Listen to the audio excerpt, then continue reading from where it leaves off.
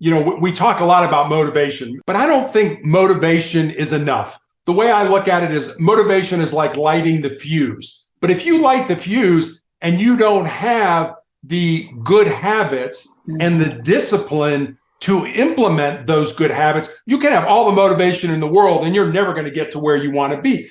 It's almost like a three-legged stool. You have to have the motivation, you have to have the discipline, and you have to have the habits. And if any one of those legs on that stool isn't connected or is short or anything like that, you're wobbly, you're out of balance. Your life is not in balance. Let's learn how our next guest gets up, dress up, and show up on purpose. Enjoy the episode.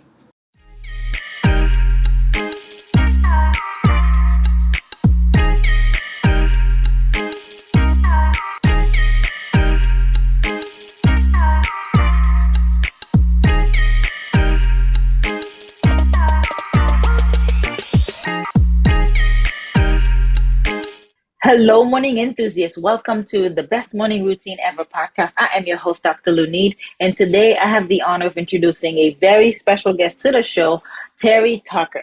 He is out of Boston. He graduated from Boston University, and he is a motivational speaker, author, and has his own podcast. But today we're going to talk about the obstacles. How do you overcome these obstacles that come across your path and you thrive? And Terry is a survivor, a cancer warrior, as he likes to put it. And so he's going to tell us and inspire us today. So with no further ado, Terry, welcome to the show. Lenny, thanks for having me on. I'm really looking forward to talking with you today. It's a delight. Now, do you live in Boston or were you just there for school? Just there for school. I live in Denver, Colorado now. Okay, it's just as beautiful out there. It is, absolutely. It's just as cold, too. Tell us about your, I always like to hear about the hero's journey, so tell me how you got started, what you were doing prior, and how you became a motivational speaker. Sure. So I grew up on the south side of Chicago. I'm the oldest of three boys. You can't tell this from looking at me or from my voice, but I'm 6'8" tall, and I played college basketball at the Citadel in Charleston, South Carolina. When I graduated from college, I moved home to find a job. I'm really going to date myself now, but this was long before the internet was available to help people find employment. Fortunately, I found that first job in the marketing department at the corporate headquarters of Wendy's International, the hamburger chain. Unfortunately, I lived with my parents for the next 3.5 years as I helped my mother care for my father and my grandmother, who were both dying of different forms of cancer. Professionally, as I said, started out in marketing at Wendy's, then moved to hospital administration, and then made a major pivot in my life and became a police officer. And one of the things that I did during my law enforcement career was I was a SWAT Team Hostage Negotiator. When my law enforcement career ended, I started my own school security consulting business and became a girls' high school basketball coach. But for the last almost 11 years now, I've been dealing with a rare form of cancer that has seen me on a drug for 5 years, that gave me the flu for 2 to 3 days every week after I took an injection. I had my foot amputated in 2018. I had my leg amputated in 2020, and I still have tumors in my lungs now, which I'm being treated for. And I guess just to round this out, my wife and I have been married for 30 years. We have one child, a daughter, who's a graduate of the United States Air Force Academy and is an officer in the new branch of the military, the Space Force. Wow. Talking about, your story is empowering already. Talking about one obstacle after the other, yet you are, as you are today, so jolly and so just embracing everything. And I think that mindset plays a big role in recovery and actually living despite the odds as you are faced with. Absolutely. Mindset is everything. How we, whether we like to admit it or not, we all talk to ourselves, and I always tell people to be very careful what you say to yourself, because whatever you say gets hardwired into your brain. You're listening. Yeah, I tell people, like, I'll use a basketball example. If you took a basketball, went out onto the court and practiced shooting free throws, there would be a certain part of your brain that would engage, or if we could look at it under an MRI, that would light up. But if you thought about taking that basketball, going out on that court and shooting those shots, that exact same part of your brain is going to engage or light up under a scan. So, if you go into something like, oh, I'm terrible at this, I'm never going to be good at it, you're going to eventually hardwire your brain to the point where you're not going to be able to do the thing that you want to do. And I'll end it with this. When I was growing up, there was a basketball coach at Indiana University by the name of Bobby Knight. And Knight had a quote that went like this: mental is to physical as 4 is to 1. So here's this great coach teaching, elite athletes to be great basketball players on the court. But what he was really saying with that quote is that your mind, or your mindset, is 4 times more important than anything your physical body is going to do. Because as a man thinketh, so he is, right? So he becomes. We become what we think. Absolutely. Yeah, that is quite fascinating. So tell us about how can you give yourself the incomparable gift?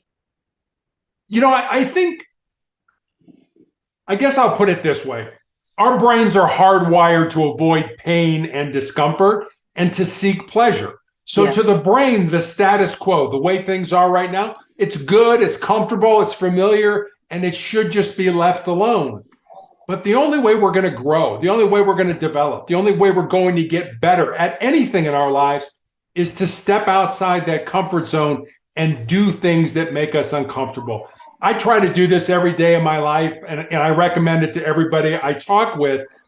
Do one thing every day that makes you nervous, that scares you, that makes you uncomfortable, that's potentially embarrassing. It doesn't have to be a big thing. I mean, I can't stand going to the dentist, but every now and then I got to pick up that phone and call and make my 6-month appointment. And I'm sure people are like, oh, it's no big deal. But when you don't like the dentist, it is. It's a little uncomfortable. Yeah. And that's what I mean. It doesn't have to be a big thing.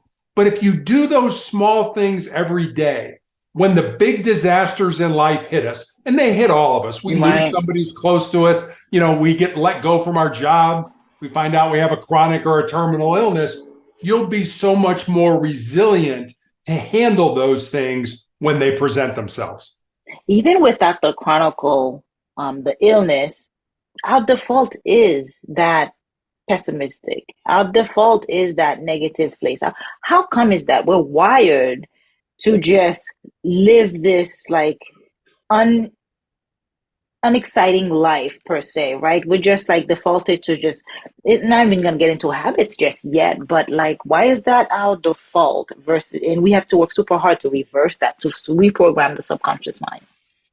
I think it's our brain just trying to protect us. We don't do anything, I mean, if you got up this morning and said, hey, I'm going to go skydiving, your brain would be like, oh, wait a minute. No, you're not. I mean, the parachute may not open and the plane might crash, and you would have all these things going through your mind that would prevent you or try to prevent you from doing that. So I think it's really just, it's just our brain trying to protect us. And I mean, you're absolutely right. I remember back in college when, somebody would go out party the night before a test and they would come into the test kind of hungover. And what would they say? Oh, I'm so hungover. I'm not going to do very good on this test. Nobody ever came in and said, hey, I paid attention during all the lectures. I know this stuff. I'm going to do great on this test. Yeah. Nobody ever says that. You're right. Everybody goes to the negative. And I just think it's because it's a self-preservation. It's ingrained into us in our brain, and our brain likes it that way. Like I said, don't do anything outside your comfort zone, and that way you'll be safe. And safe is not the way to go about. You're shaking your head. Yeah, you don't grow when you're safe. I mean, you just stagnate. You stay where you are. And I love that quote from the Shawshank Redemption movie. I think it was Morgan Freeman who, get busy living or get busy dying. So you don't want to be stagnant. You want to get busy living your life. Yes, and that's crucial because you tap into one thing with your speeches is that genuine happiness, right? Because it's almost like joy, right? Because happiness can be fleeting, but joy, that innate, genuine, true joy that just resonates, that wakes you up in the morning, where your situation doesn't dictate how you show up or how happy you are, because it's like innate. So tell us about that. I guess the way I would describe that is this. We all seem to think that we're born empty. That we're born and, we kind of grow up, we go to high school or college or the military, whatever we end up doing, and then we get into life. And when we get into life, it seems like our function, our purpose is to fill ourselves up. We're born empty. Okay, I got to get a good job. I got to get money. I got to get a nice car. I got to have a nice, and we consume. And that's what advertising is all about, convincing us that we need the latest car or, the latest iPhone or the latest laptop or whatever it is. And so we consume. And I think to find that joy, to find that happiness, if we looked at it just the opposite and said, we're not born empty, we're born full. And our job throughout our life is to empty ourselves out for the betterment of ourselves, our family, our community, our world. It's an opposite way of looking at what we all seem to be. Like, I got to have stuff and stuff will make me happy. Yeah. Stuff doesn't make you happy. You can't take any of that stuff with you when you die. What you can take with you is the love that you have in your heart. So spending more time, working on the things you are. I had a nurse recently ask me what it was like to have my foot amputated and my leg amputated.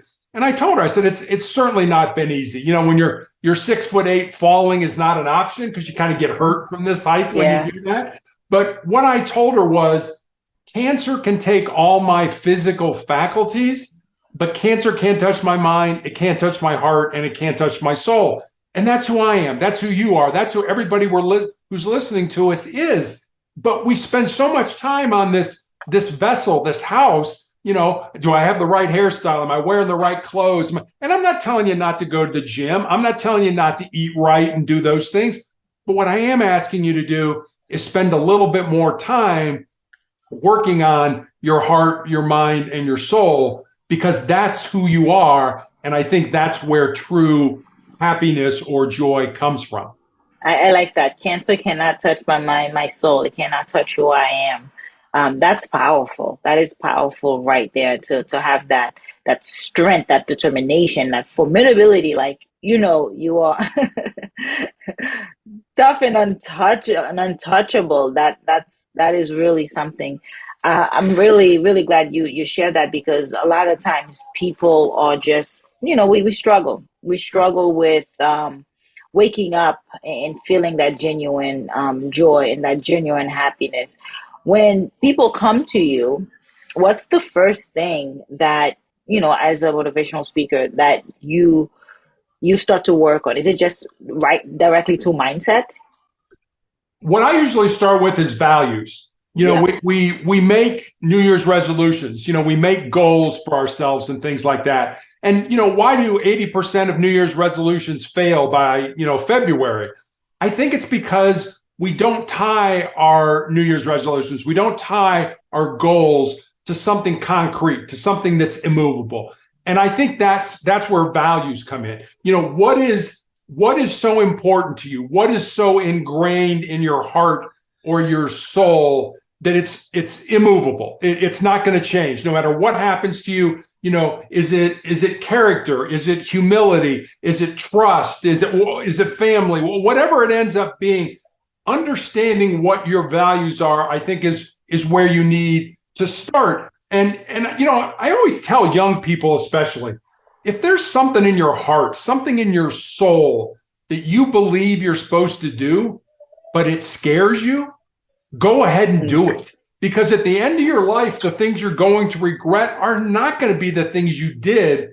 They're going to be the things you didn't do. And by then, it's going to be too late to go back and do them. So, I follow your heart, but understand your values. Understand what those values are. And if you know what they are, you can anchor your goals to those values. And you have a much better chance of succeeding because they're anchored to something concrete. They're anchored to something that's not going to change with, oh, I got a better job, or I got a good job, or I got this relationship, or your values aren't going to change. They may grow, they may develop, but they're not going to change. But we don't spend a lot of time, again, going back to working on what are your values. I bet if you asked 9 out of 10 people, they couldn't tell you, oh, my values, I don't know. I want to be a good person or something like that. They've never spent the time to think about that. And I think once you understand your values, then you're willing to do all kinds, you're willing to commit your life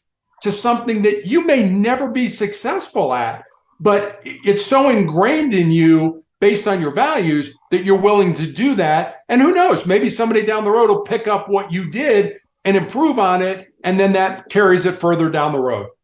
Yeah, well put. Those values are important. And what you mentioned earlier was I wanted to tap into was we're not born, what do you say, empty, right? We're born empty. full. Yeah. We're born full. There's this notion that we're born empty. And it has to do with upbringings too, religion, that Christianity tells you you're a sinner, you're not, you gotta repent and do all this stuff.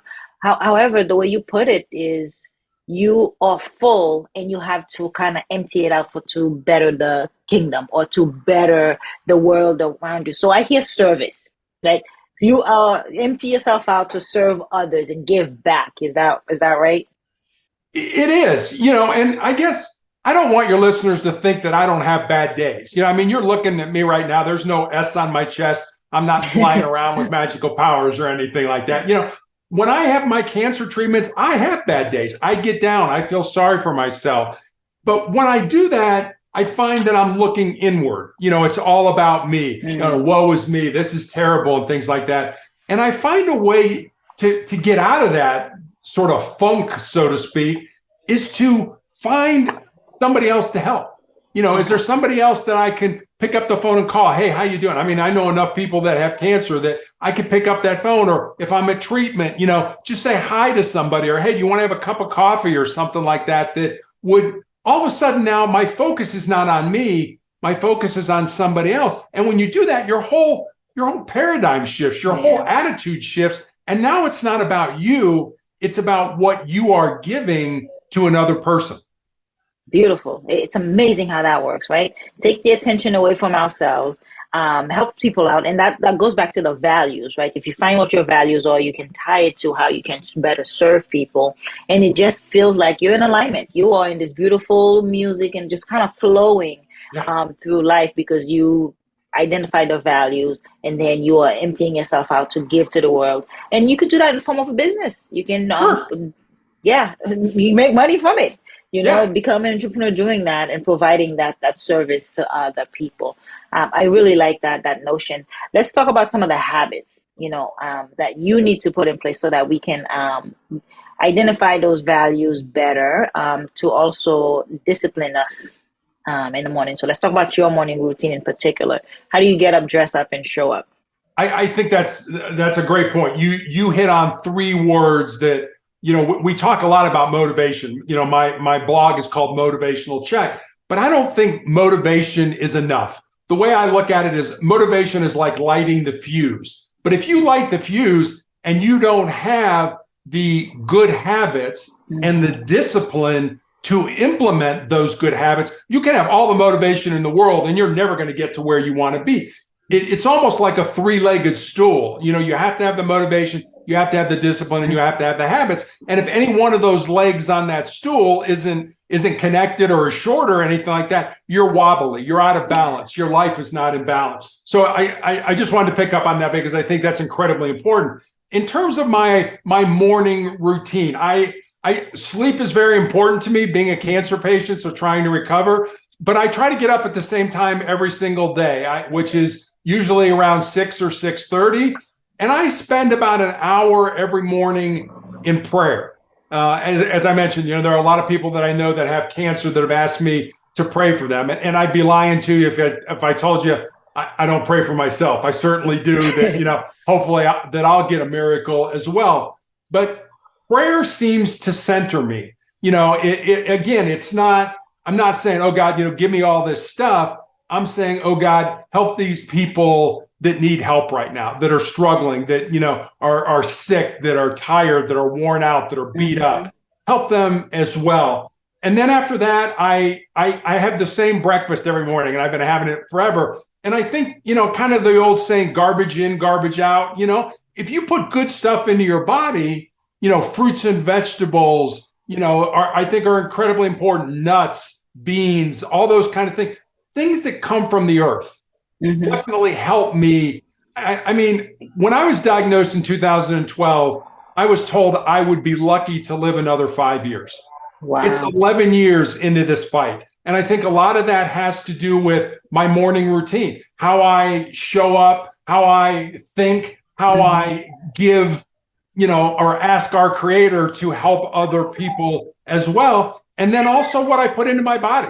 If I was putting fats and sugars and all that kind of stuff, it wouldn't be good. You don't need to be. One of the diagnostic tools that my doctor used to use was called a PET scan. And that's basically injecting radioactive sugar into you and then scanning you, with the idea being that cancer cells have a higher metabolism. So they'll pick up that sugar at a higher rate and they will glow. They will show up on a scan. And so it doesn't take a genius to figure out, well, maybe I should cut sugar out of my diet and that kind of thing. So, I guess in a nutshell, that's kind of my morning routine. And it's something that I absolutely stick to. I don't care if I'm traveling somewhere or if I'm at home. That's what I do every single morning. And you're a living testimony of it, because you are 11 years later. Look at the proof. Exactly. Look at the proof. And I love the what we're feeding, garbage in, garbage out. Garbage out is what we're feeding the mind. For you, it's prayer. It's that time in meditation, listening from God, talking to God, and being able to ground yourself. That's important. That is crucial to kind of get the mindset going, and it needs to be replenished every day, because you like you said, we wake up with this automatic negative thoughts. We have to clean out the gunk every day. We have to get up every morning and do a reset, refresh, so that we can get through the day with more power, with more rigor, and show up better, not just for ourselves, but for our family and also for the people that we work with. So I totally agree with you. And I think one thing I learned from team sports, playing basketball when I was 9 years old, played all the way up till I was graduated from college. And I think for me, it was team sports. I think it's whatever team you're on, whether it's your family or your colleagues at work or whatever at church, whatever it ends up being for you. But I think one of the things that team sports taught me was the importance of being part of something that's bigger than yourself. You realize on a team that if you don't do your job, not only do you let yourself down, but you let your teammates down, your coaches down, your fans down, etc. And if you think about it, the biggest team game that we all play is this game of life. So I really think people want to be part of something that's bigger than them, because it helps them grow, it helps them develop, it helps them mature, it helps them to be a better person. So I would encourage your listeners to look for that. Look for ways where you can be part of something that's bigger than you. It gives you purpose. Yeah. It feeds into the values and the purpose for your life, and things change from there. You're a different person from there. Right. Absolutely. Terry, tell us, where can we connect with you? Where can we find you? So I have a blog called Motivational Check. Every morning I put up a thought for the day. And with that thought comes usually a question about maybe how you could implement that thought into your life. I have recommendations for books to read, videos to watch. My social media links are there. And you can leave me a message there. So it's motivationalcheck.com. Perfect. Thank you for sharing that. It's been such a delight meeting you and having this chat with you. Thank you so much for your presence this morning. Well, thank you for having me on. I hope that our discussion is going to make a positive difference in the lives of your audience. And if it does, today's been a good day. It's been a great day. Fantastic. Hope you enjoyed today's episode. Please comment and tell us what was your favorite part, your favorite habit that you are going to try out for yourself today. Comment below. If you haven't already, be sure to subscribe. Until next time, I will see you at the top of your best morning routine ever. Stay blessed.